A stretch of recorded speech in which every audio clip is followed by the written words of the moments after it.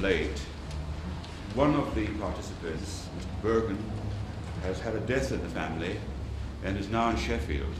And this seems to be genuine, both the death and Sheffield. Nevertheless, it leaves us with some hole in the morning's program, which I hope you'll be indulgent about. I'd like to say to start with that this is not meant to be a set piece. Okay, we have a few people from the other side of the Atlantic, fortunately, so it can be some kind of mid-Atlantic conversation, but it is meant to be a conversation really about the problems of art in our time. Whether architecture is an art has dogged us for, a question that's dogged us for some time, since functionalism in the 20s asserted that architecture was, in a sense, to be withdrawn from ambiguity and made over entirely to a transparent objective system. Whether architecture at any moment in time, which has a historical and political opportunity, and our moment always has those qualities, where architecture can join in that precipitation is a moot question. In terms of being an art, one could imagine a more elegant and light-footed dancer. I always think that the architectural dance is somewhat elephantine. However, it so happens that there have been changes on the art side, on the pure art side of the spectrum. As we know, artists are now engaged in a process of attempting to remove art from the grasp of the bourgeois dilettante.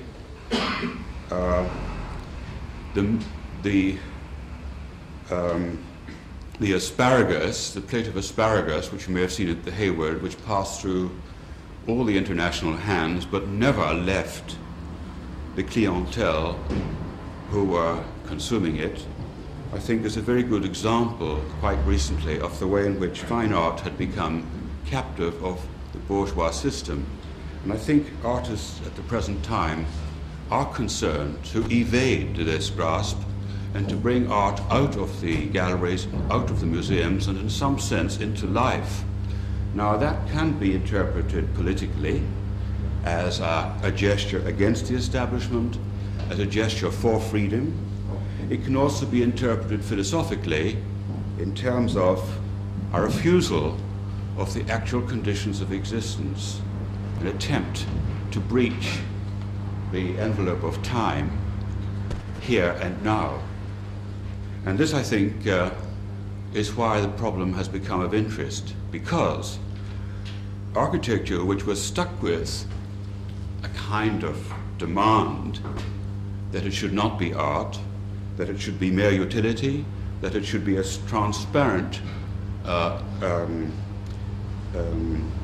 means of organizing everyday life, is now, in a sense, from the other side of the clock face, in a position to engage in a conversation with art concerned to demolish the structure of bourgeois ownership and to return itself to a moment of pure being.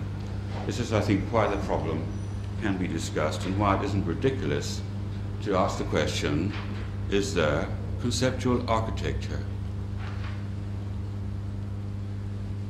Once aware that behind this are very deep questions, which no doubt will be, to an increasing extent in our structuralist age, analyzed, that's to say, the deep structures by which we engage in gestures of value, gestures defining value.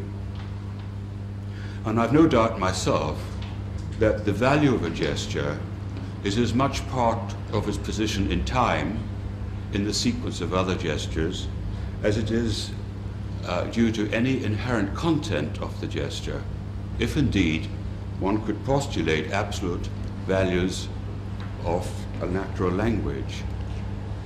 I think, for example, that the painting white on white can only have an impact at one moment in history, and one can't go on painting white on white and creating a typology of white on white thereafter. Panofsky has pointed to the fact that any artifact has a content, and this content is as much due to the interpretation of the viewer as it was to the interpretation of the originator. If that is true, any object can have infinite contents. Every new moment of our culture resorts the values and thereby assigns new values to any object. The whole thing is kaleidoscopic. In those terms, therefore, anything can be viewed as a subject for a content. And this, I think, explains the extraordinary fascination of inert objects, the sort of inertness of the castle grounds in last Sunday or last year at Marienbad, the extent to which statues continue to look back stonily, whatever interpretation you give them, all that. And it enables, for instance, Alsop to, Bergen to present continual identical pictures of a desk and vary the content by the accompanying script. We make the act of imagination which relates the two together and directs from that a possible world. Art, therefore, seems to have got into the business of creating prescriptions for value. Instead of giving us very compact, dense objects which are full of an integral content, art is playing with that facility which ambiguity allows for the spectator to interpret it into his own scheme of things. Now, architecture has always had a prescriptive content. That's to say, the 10 books of architecture described a possible architecture before anything was built. When we get to Boulet's architecture, a doubt begins to emerge as to whether it will be built, could ever be built. When we get to Archigram, we may feel relieved that it hasn't yet been built, because what it symbolizes as a state of society is one which we might have hesitations about. At any rate, Archigram has made its entire impact without, I think, having to build anything. And this, I think, turns us back on the architectural drawing as a prescription. Is it possible that it in its own right can be judged as a gesture, as an art gesture? Is it the graphics which is the essence, or is it the thing later to be built which might emerge? These kind of questions, I think, I hope, will come up in the course of our investigation as to whether conceptual art and conceptual architecture can be the same thing, are the same thing, or whether, in the nature of the medium, there are irreparable gaps in the fabric. I think we should look upon the discussion as an exploration of these terms, but I'm not suggesting that the way in which I've stated it is in fact to be the framework for the conversation, because we have people who have attempted, and who have attempted with some success, to project this kind of new art, and they'll be talking about their thing, I'm sure, in their own terms and without fitting into my or any other categories. Insofar as we have, therefore, genuine artists participating, along with impresarios like Peter Cook and myself, he's resisting that one, and along with critics like Rickford and Rowe, we have in fact in the array a divergence of viewpoint which should make it possible for arguments to happen, and that I hope will give every one of you a chance to insert your spanner into the works and spoil the airflow. So with those few words then, as a brief outline of what I hope we'd be engaged in, I'd like to call on Will Alsop to start the show rolling. He's an architect by training, but he has somehow avoided going into the situation of doing working drawings in a large office. He's in fact working at the St. Martin's School of Art with sculptors and artists, engaging in an attempt to create conceptual art. And he's going to talk to us about what he's doing. Will?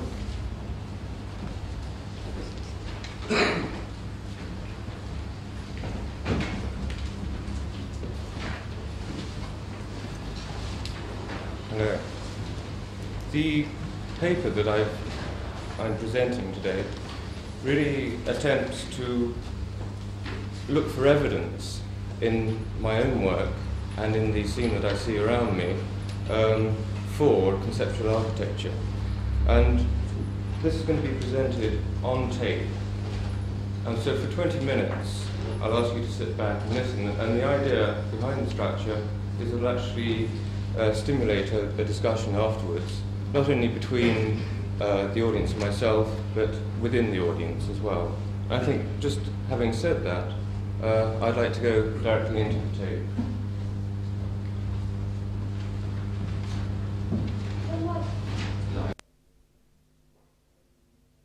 Talking about the client earlier on, insofar that we had to establish a new relationship with the client, and which almost requires an exploratory education system. And these buildings are seen as doing that, rather than ends in themselves. So you're postulating the movements of an ideal client in order to demonstrate the possibility of interaction. Is that it? And you hope to find the ideal client actually one of these days. Right. Well, Yeah. if I have understood correctly, I have heard you identify only two roles in this process, the architect and the client. Isn't this terribly restrictive, since, at least in the world as it exists, very few people ever had an opportunity to assume either one of these roles? Do you envisage this as that kind of restricted activity? No, what I'm trying to achieve is a situation where everyone can actually have the opportunity to be architect and client. But everybody has that opportunity, surely, at least in terms of economics. I mean, you might say that economics prevents everybody from building their own house, but it doesn't prevent anybody from doing some essential minimal gesture if that is sufficient to create the reaction we're looking for.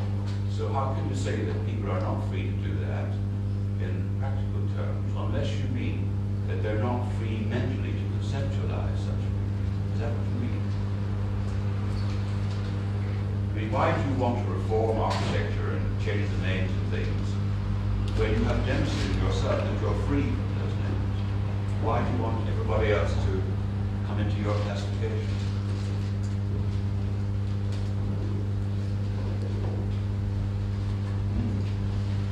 I don't think you're quite right, Bob. I don't think everyone is free in however small a degree to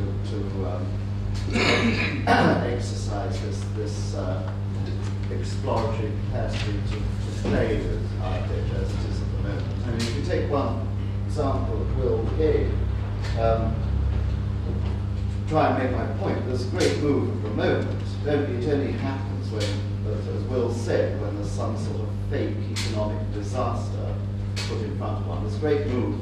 All the architects coming out from under the woodwork with their expandable houses, or their houses that you can add to later, or houses that can be trucked, etc., and they're cheaper and quicker.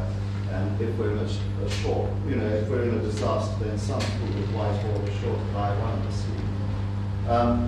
And what Will said, just one example of an actual postulation, which I don't know if it's been done except by very rich people, and certainly isn't everyone's choice, is that you have a house that consciously is a larger, fuller mix than you want.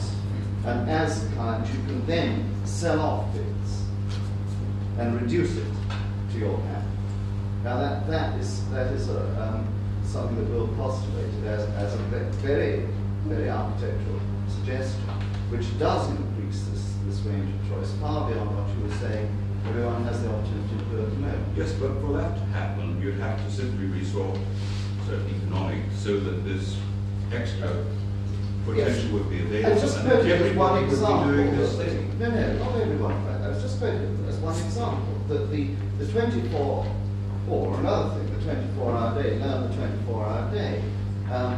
One of the patterns he put up, it looked quite likely that you wouldn't be able to sleep. Now, this might be a very useful situation. Normally, people who don't get sleep within 24 hours either pretend they're very busy or complain about being overworked or being in the wrong place. So I don't think that one can be complacent, which I thought you were being a little bit, about the situation at the moment being sufficiently flexible or capable of being played with, albeit in a small way, by everyone. I don't think it is that, and I think that this emphasis on process. You seem to be. I agree that people are not free. The sort of things you're suggesting have been very practical. I think more concerned with actually improving the day-to-day lot, as it were, the day-to-day freedom, than I think the more ideal picture which we'll paint, which was more to do with what is possible. And I think that the sort of thing you described, the whole thing of shock, for instance, is a story of the institutionalizing of free choice. And as one sees that process go on, one sees the opportunities projected diminish every moment. Yeah. I mean, that is the process of institutionalizing and building your concept. So it seems to me that what Gwen is talking about is some essential moment before you have got into the grips of the machine, when you're still free, when you can project a possibility that couldn't ever be accepted until it's been made possible by projecting it. Yeah. Is that what you're concerned with? Yeah, making things possible. Making things possible, yes. But I think through experimentation and through reducing our down to activity, ultimately you can get to the stage where the general public will not actually accept what they're forced to accept at present, because they'll be able to define their own needs in more specific terms, and in that way become their own architect. Peter. I find two traps in the argument that I'd certainly like some clarification on. One is that if you have a grumble about what's been said, if you can see very clearly that we missed a key point, don't throw that away, don't forget it, because the same ideas, I think, in different ways will circulate. We have to go round and round this thing. And so, from that point of view, we're trying to lead off with a whole variety of points of view. And Charles Jencks is a historian and critic. He's therefore, in some way, organized institutionally in a way in which the free artist isn't. He's not just free, for instance, to make up the facts. So I'm going to ask Charles to give us his interpretation of these facts and try and help us towards a definition, in spite of a definition of the program. Thanks. Well, unfortunately, I'm really not the person to give a definition of conceptual architecture, but I think that as I missed Bob's introduction this morning. Can you hear me in the back? All right? Yeah. And I suppose that in the sense he described it to me, what he said this morning, conceptual art and conceptual architecture are conventional terms. That is, they are conventionally tied to a historical movement. And they don't necessarily, this conceptual architectural movement or conceptual art movement, don't necessarily produce art and architecture concerned with concepts. Not necessarily. I'd like to put out three definitions of concept which are popular and historical. First of all, to conceive. become pregnant with is a definition of conception.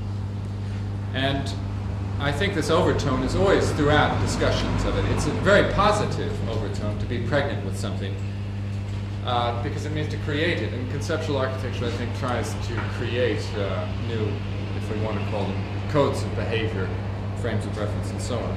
To see for the first time, to have insight to, are all sort of extended under this conceptual set of related ideas. Secondly, is the old Platonic notion of a concept, which really is to have an idea. And in art and architecture, this leads to a kind of tradition of thematics. In other words, to understand, decode art in the past, you had to understand the often Platonic ideas that were being referred to, and these were conventionalized, so you had to understand the iconography. In terms of creation, this idealism leads to, I think it's the underlying notion of most Western art. In other words, you can see that from Plato to Coleridge is the notion that an idea should unify a work of art into an organic whole. And this notion was put forward by Aristotle and was put forward by Alberti. You recognize it from Frank Lloyd Wright and Corbusier, an organic whole from which a part can't be added or subtracted without disturbing some of the relations. Well, the way to do this in Platonic aesthetics is to have an underlying concept or idea, concetto, and I'll show you an example of that soon. And a third type of related idea is the notion, which I think Peter Eisenman is interested in, is to learn and to understand structures, or in a sense concepts which are built into the way mental processes work, and to remodel them so that, in a sense, an architecture is walked through with concepts in the mind as to how it works. In other words, you can project into the building and the experience of the building a certain ordering, a certain underlying concept which acts as a, for the perceiver, acts as a way to, as a model for going through the building. Now, a lot of quotes, which I think I've gotten wrong. Duchamp said something like, a concept is a machine for making art. Remember, he said that in the 20s. And it's a very, well, there you see, concept, the idea of inspiration, and to conceive as becoming pregnant with something that's new. A concept, I think, for artists and architects is really a midway house between this inspiration and science. And what is maddening, I think, to scientists when they look at conceptual art and architecture is that it's not yet rationalized and internally consistent enough. It's used more as it's something slightly more than inspiration, because obviously artists and architects feed off concepts in a, as we feed off food. I mean, that's what they sort of generates their activity. So it's more than inspiration, but it's less than science. Corbusier, I think, intuitively understood this when he generated thousands of new concepts in architecture. In a book I wrote, I found at least 43 points of a new architecture. In the 1920s, he wrote a thing, the 5 points of a new architecture, based on the reinforced concrete frame. Well, if you look at his total oeuvre, there are many more than 5 points of a new architecture he's putting out. And each one of these is, in a sense, a concept. In other words, the concept of the segregation of pedestrian and vehicle, the concept of separation of the structure from the internal partitions and the external wall. All of these concettos, conceits, and concepts are motivating forces for Le Corbusier. And beyond that, he understood that architecture as a sign system is only half there, in the sense that you have to, because it's ambiguous and multivalent and fast changing in its meanings, you have to surround it by concepts. You have to write captions under pictures, right? So a building's only half a building until you give a person a set of program notes on how to think about it. And I think that's why his architecture has had such an impact. In fact, he wrote the captions, and we've swallowed them. I mean, that's similar, I suppose, to Peter's idea. And of course, this is an old notion, and you find in traditional Chinese art and traditional Western art that, going, for instance, through a Chinese garden, everywhere you go, every pavilion you look at has a tag, has a caption underneath it, an inscription in classical architecture, which tells you what the building is and perhaps has a few lines of poetry near it, so that you look and then you think. It's as if the architecture had to be completed by a written concept. Well, now let me show a person who's not considered a conceptual artist, but I think he's a conceptual artist. Could I have the first two slides, please? It's Edward Kienholz, who constructs these tableaux, or environments, if you like. And he calls them concept tableaux. He tried to build them, and then he had more concepts than he had money. Charles is showing us not only a historical perspective, but embodiments, actual examples. Japan must be a very busy place that things like that should be built. The joint in the middle of the restaurant, and the big box. Now, I'd like to ask Will, seeing a funny idea like that built, does that make it invalid? Doesn't make it invalid. What I'm interested there is on the level that you interpret, your interpretations of those buildings and what you extract from them isn't really accessible to the layman. And so you present this other sort of client or layman's approach in the way that he interprets the building. And I wonder how you actually justify the value, apart from in pure academic terms, of your original analysis. Of my original? Your original analysis of the building in terms of the way the architect and what you think about the concept. Well, I think there's a natural schizophrenia between the codes of the architect and the codes of the, if you want to, it's unfair to maybe put all the people on one side and architects on the other, but I think there's a natural schizophrenia, and there always has been, always will be, between the two, because architects are, you know, a small subculture, and they generate buildings because they're motivated by, you know, I think concepts are a drug, if you like, for architects. That's what excites them, and they go on being motivated by them and unifying their buildings with them, or just using them to generate buildings. And because of maybe, for instance, in the Sterling building, when you ask Jim what metaphors he has in his buildings, he first of all denies that he has any. But then he says, well, you know, frankly, all right, it's supposed to be an Olivetti machine, right? And it has the soft curves of the soft touch Diva Summa number 18 portable printer calculator, which is the ultimate piece of Olivetti technology. And it's a sign of that, it's a conventionalized sign, and you know it. And so he wants basically everybody to read that metaphor, that chain.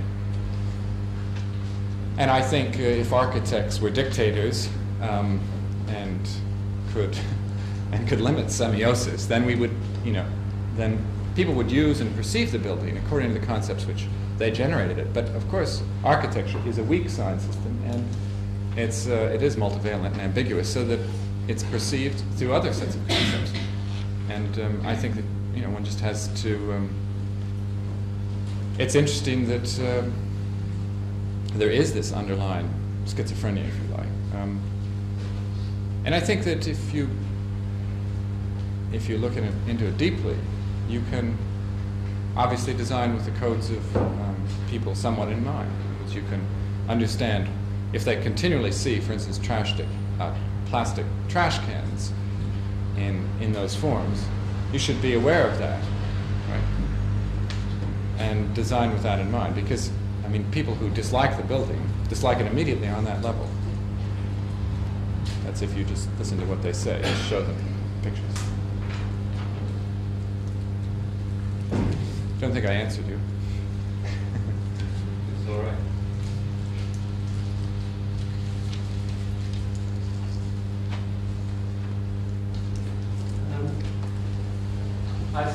The few slides of the buildings we saw, I thought they were elitist buildings. And I thought the concepts in those buildings weren't important. Let me say what I mean by that.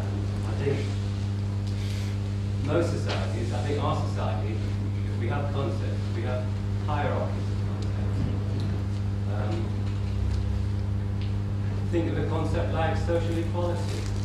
Would it not be more important to try to put that concept into architecture rather than the concept of speech? Yeah, well, I quite agree with you. The concepts that I showed. Well, no, I don't. Sorry. I was going to say that they were less important than social equality, but you know, I mean, this way in which Ngawa space is not a trivial concept. For instance, in every one of Kurokawa's buildings, he provides something that goes beyond the functional requirements of the brief, goes often against the client's wishes in terms of what he's asked for in a building. If he's designing a bank, for instance, he will provide this semi-public space. And this space does bring in the public. You know, I think that's a laudable aim. It's sort of like a... In what way? I mean, I don't understand that, because any building brings in the public. No, not buildings with you know, doors on them, which are sort of barriers. He actually opens out the building, providing sort of an indoor-outdoor shelter. It's rather as if you took, for instance, that garden, that semi-public garden, I don't know if you know it, in New York City, designed for the Ford Foundation by an American architect. It's a gigantic 8 or 10-story space, which has a nice garden inside it. But it has a door on it, and you can't get into it. It's still something that's private to the Ford Foundation. You can look in, but you can't get in. Whereas Kurokawa actually opens and brings the street into the building. So getting back to the social context, whether, I mean, the Hilton Hotel's got doors on it, I can't go into it. But your space didn't have doors in it, I can't go into that either, because I can't afford a meal at that restaurant. no, but you can go into the downstairs of the big box, for instance, and walk around and see. You know, it's a place to sit down, to get out of the rain, get out of the hot summer sun. It's a place where you can meet, and a lot of people just come to sit there, you know. And it's sort of it's a free cafe space, if you like. It's a free space provided. But you pay to use the facilities upstairs. Absolutely. You pay. Well, I like Cedric. I wonder, Cedric, was that a fun palace we saw? Did you pay to use the fun palace? Did you go?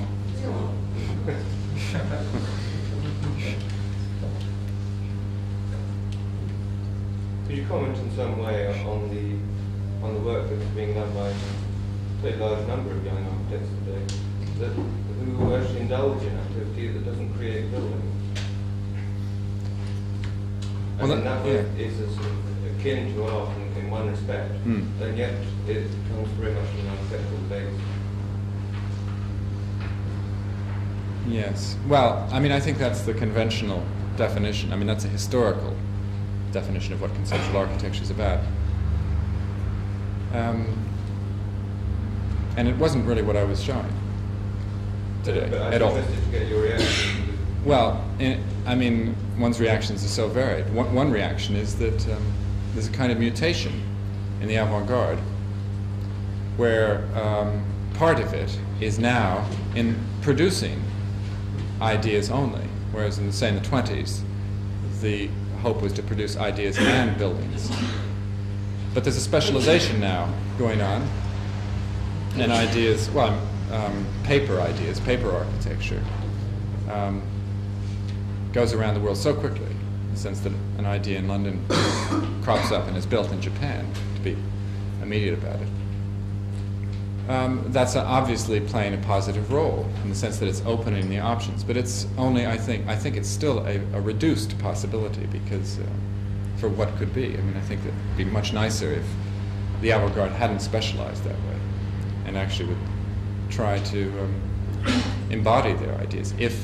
I mean, it's true that architecture is a half a science system, or it needs to be accompanied by concepts, and so you can invert that and say, well, we'll just provide the concepts and someone else will provide the buildings.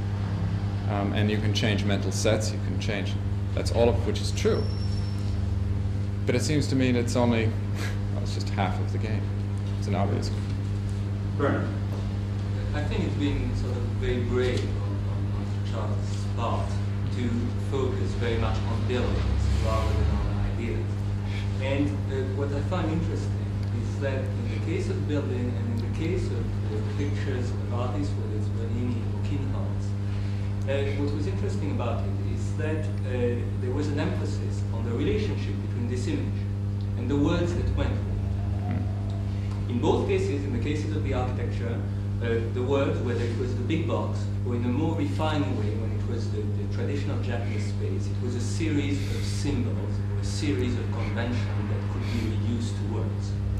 In the case of the Bernini or of the Kinhals thing, it was a story which was accompanying the main image and allowing you to understand what it was meant. I'm not sure if those examples were particularly well chosen, as they are all series of artists who have made the relationship between the word and the image an inevitable one, i.e. a very necessary one, and in the particular case of Bernini or even of the box, I think that those buildings or those images can exist by themselves.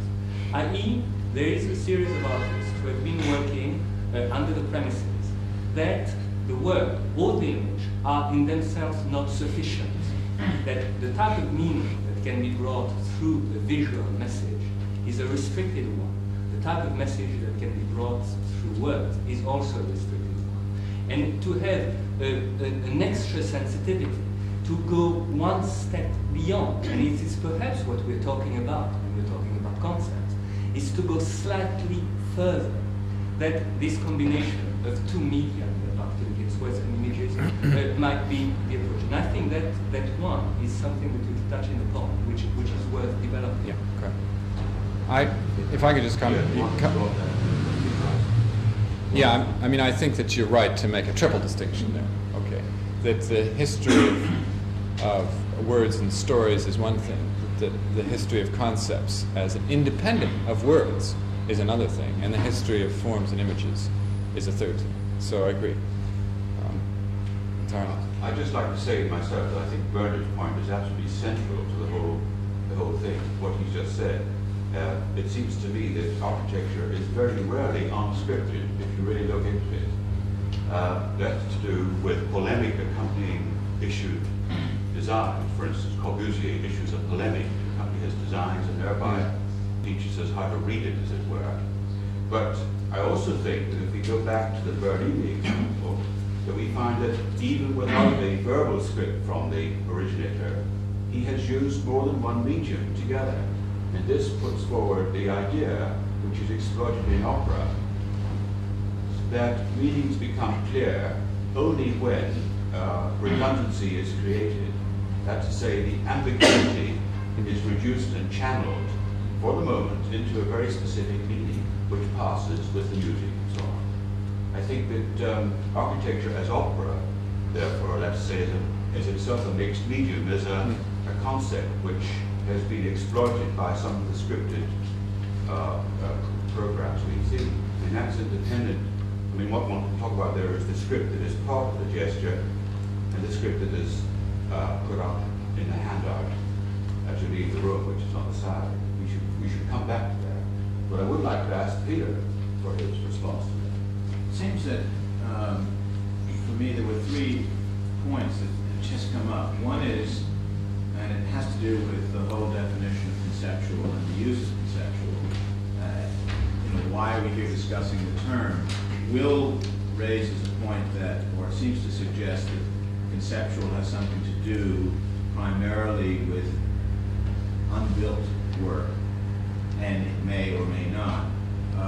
Charles, for me, and what you showed slightly worries me, because we're now saying that the history of architecture and all of iconography and symbolism is now to be called conceptual. I mean, if that's the case, then the term is of no use. I mean, at the broadest level, what Bernini was doing was always a study of the subject of investigation. He used to call it architecture.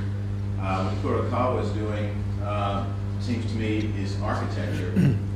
What makes it conceptual, or what changes it from what any other architect does, would be an interesting point to understand. And I think this young gentleman's question is, what is the, I think we have to address, what is the social relevance of introducing the term conceptual at this point in history, or, when it may seem like just another art historical convention. I think, Charles, I'd like you to sort of respond to that, because I don't know what was conceptual about what you were showing necessarily, because I may have a different interpretation of the term, and I would certainly like to know what is the relevance of the category conceptual, given what you were showing. Well, I mean, I maybe didn't make it clear, Peter, at the outset that the kind of conceptual architecture as a historical and conventional movement of today wasn't what I was trying to show. I was trying to show other uses of concepts, and I would say, one has to distinguish. I wouldn't try, to answer you, I wouldn't try to confuse them all together and lump them under conceptual architecture at all. No, of course not. But I was trying to show that the notion of Platonic idealism is one which uses concepts as ideal forms is one thing, that the concetto of Bernini is another thing, that the use of concepts by Kienholz is related to Bernini but still another thing, and that they function to break down barriers, to overcome certain things.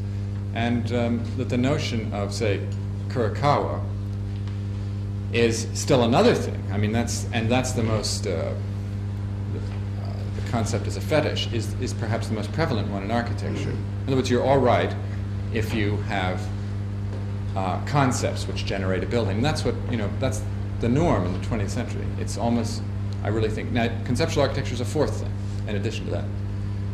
I wouldn't confuse the four things. Do you think there's a relevance? I mean, I think one of the things we have to sort of throw out, at least for general discussion, is there a relevance to the term conceptual architecture? Does it have any meaning, any validity as a category? John Sargent. Perhaps it would be helpful to decide whether the architect's useful too. Frank Lloyd Wright has defined the architect as the master of know-how. That seems to be a reasonable statement to me. And if he is useful, I'd like to try to introduce the possibility that there might be a classical concept or a formal concept, which may be possibly part of what has been talked about so far, and the other by what one might call an organic concept, and that I would see as being more useful in conditions of very great change, where buildings are, in fact, have to be something that they aren't when they're possibly defined in a formal, classical way. And to try and put that into some sort of clearer image, Mies once said that he could no more build a dome. Well, he couldn't build a dome because he couldn't actually mentally imagine exactly what the space would be like because it was going to be curved. And for him, the experience of a space was not only being there, but actually knowing mentally ahead of time exactly what it was going to feel like. Whereas for Wright, the experience was one of moving. When one experiences a building as opposed to thinking about it, you're actually moving through it and you're using your body and your mind. And that's how onlookers see buildings. And people who use buildings can get joy out of buildings that have a multiplicity, a richness, meaning. And I suppose that Wright was fond of going to Lao Tzu and Okakura, who said that true beauty was attained by mentally completing the incomplete. And I think that might be more sort of useful for building for people in a time of change. Would that be useful?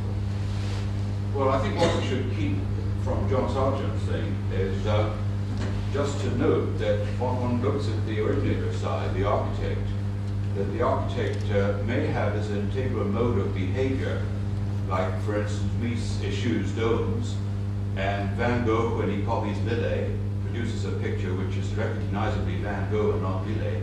There are certain impossibilities of choice for every committed artist, that he can only do it one way, and yet the artist is a member of society, and he is himself subject to the whole range of concepts that are floating around society, and can to some extent choose and restrict the program for his building. What I wanted to try and suggest was that there is a restriction exercised by the artist at the moment of conceiving the thing, and that's one restriction out of a multiform background.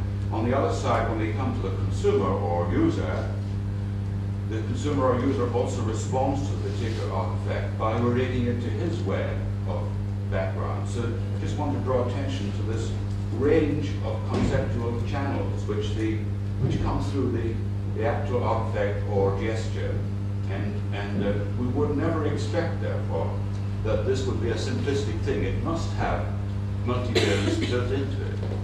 I just wanted to make that point in response to John Sargent, but Michael Dickman had a point. I'd like to reinforce very strongly what Peter has said, insofar as there seems to be a chairman. I'd like at the end of this to call upon you to clarify what I think is might be, no, I don't actually, I won't call you to do anything. What I'm trying to say is I think Charles has, in dealing with the subject, if I might say so, with respect and everything like that, dealt with it in a peripheral way, which might damage what hopefully we're trying to do here. What I thought we were going to do when I heard it was called conceptual architecture. I think that what you talk about, and let me try and put in a new term for the purposes of the next 48 hours, what I think you've been talking about is concepts in architecture. And one of the key things was that he said was that in replying to Peter, he talked about concepts leading to a building. Now, I would contend that while the analysis of these concepts was perceptive and acute, it was simply a gradation of something which is not necessarily terribly significant. I think all buildings have concepts, and one could in fact analyse them and qualify them accordingly. I'd suggest, and this again is without an enormous amount of thought, that conceptual architecture is concepts leading towards something much more significant than a building. It's leading towards maybe lots of buildings by other people. It's leading towards ideas of occurrences which might take place elsewhere or in other hands, socially, architecturally, or politically. Now, to clarify this by example, if you like, once again, I'd state that all buildings have concepts. I think there are lots of dreary buildings which have been, which would be called by their authors conceptual buildings. We would look back on them now and acknowledge that they had a concept, but we would not be influenced by them in any way. They would simply wither away as history went by. There are other buildings and drawings which have had an enormous historical effect. They've taught people, they've influenced people, sometimes accidentally. I think the issue of whether it's actually drawn overly and comes down to us as a simple diagram, or whether it gets built, in fact, is very often a case of historical and economic accident. You know, I think that, you know, I would like to say that, for instance, the domino house drawing was more significant than the Schroeder house which was built, you know, and in fact, if one looks into it carefully, was it more accident that the domino house wasn't realised in its first form than the accident that the Schroeder house was in fact built, you know? It seems we have to try.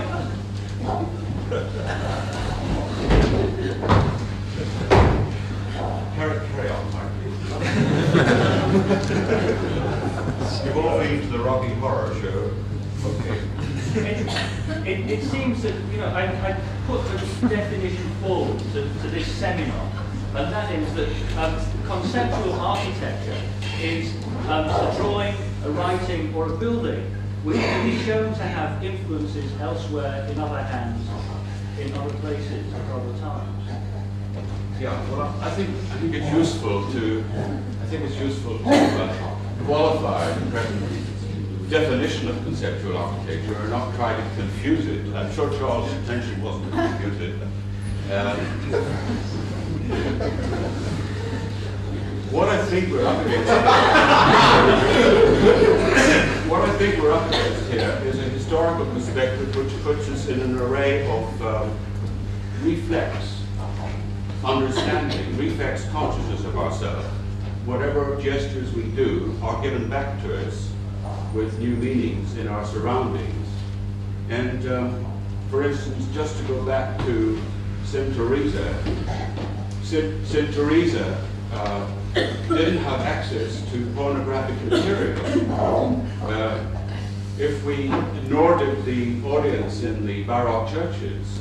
One has to recognize that there is, for us, an obvious interpretation of St. Teresa's ecstasy, which wouldn't have been admitted at that time.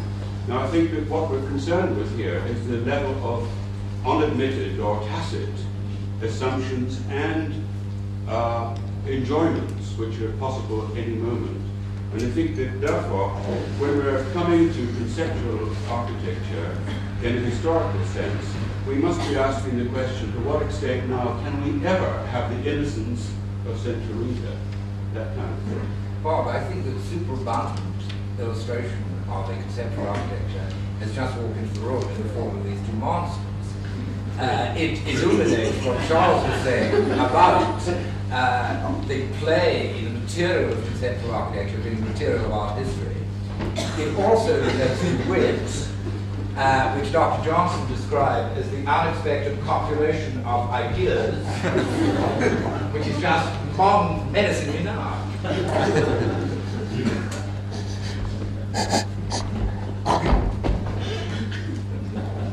Would our guests like to say something? That's very friendly reaction.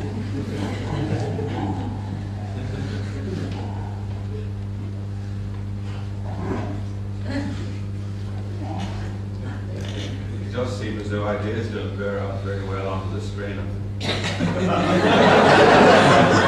But aren't you walking ideas? Yes, of course.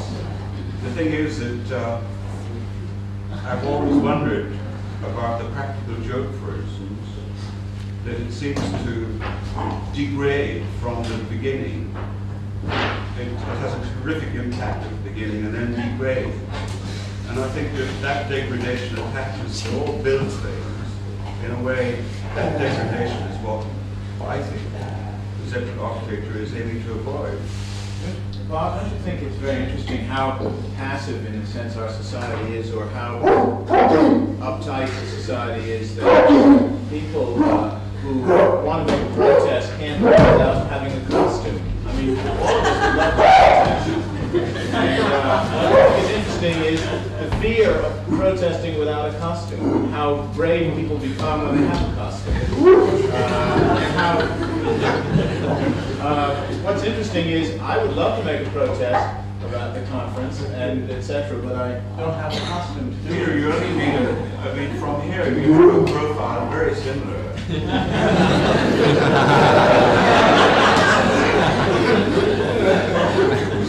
I think our guests obviously have a voice level to express an attitude.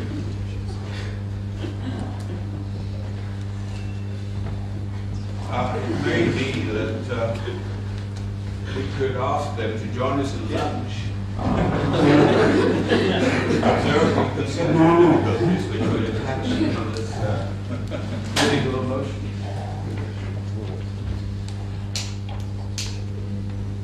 Well, we're only just a tiny bit before time. Charles, would you like to have the last word?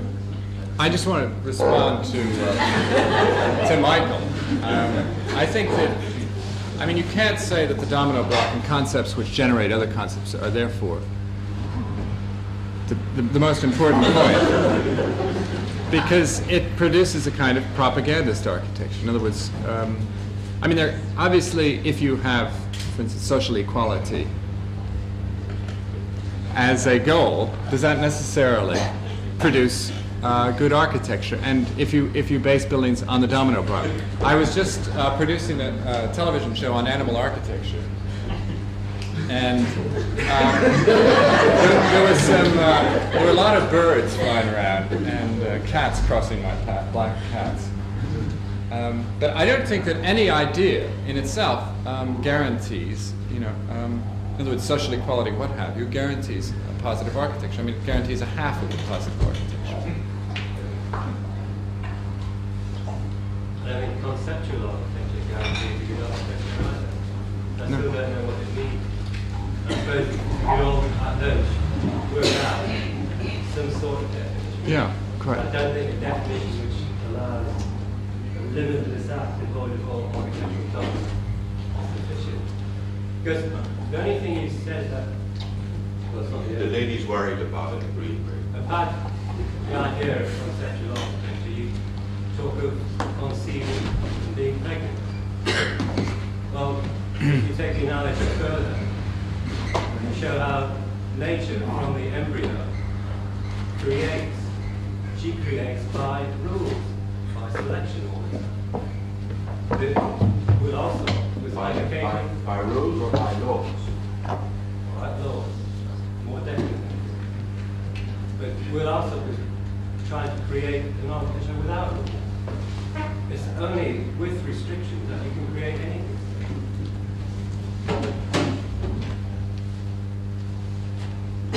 So what you're saying is that in order for a renewal of society to happen at this moment, we have to have a redefinition or a definition of a new set of rules which would allow some desired change to happen. No, I don't think we have to consciously do it. I think it will happen when, say, another Corbusier comes around, or when a new school is formed, it's a new exciting approach. Well, if it's going to happen like that, we don't have to worry about it, do we? And I don't think we do have to worry. I don't think we're talking about anything except architectural, artistic, digital design, creation of man-made objects, art objects. We're not talking about anything but that. And it's a bit of a harm to talk about conceptual architecture. It's just another phrase. We can do with that. Well, I think that we have to try and satisfy that question in the course of the rest of the meeting as it continues. I don't think it would be adequate to say that what we're talking about is just artistic creation in architecture, for example, even though the very first speaker did rather talk in terms of freeing the genre for creation. I don't think that would be sufficient. I think we have to look to a historical perspective and notice what is the reason why there is attention being given now to the idea of concept, whereas in previous times this was not the case. There was no question of examining the rules, I think, at the time of Bernini. The discussion, I'll be open to correction that from an art historian, but I do think that when we look back and see what Bernini was doing, that there were no rules and there was no free interpretation, no psychological interpretation. And the act therefore existed, the act of creation existed in a much more continuous historical flow. Whereas what we've got now is the question, can an artist create at all? Can he create at all without severing himself from society? Has the artist got a role in society? Is society sick? Is society normal? And these are the questions which we have to, I think, investigate. Not just the sterile thing of... But I agree with all that. Okay. Well, nevertheless, I think we will have to... Just before you finish, I had always thought that architecture was an attempt to re-establish the Garden of Eden. I have always thought that. We have witnessed the Garden of Eden post-Darwin just now. I feel that we're back in the 1860s almost, a sort of modernized version of the debate between Thomas Henry Huxley and Bishop Wilberforce as to whether we descended from angels or from apes. Nothing changed very much.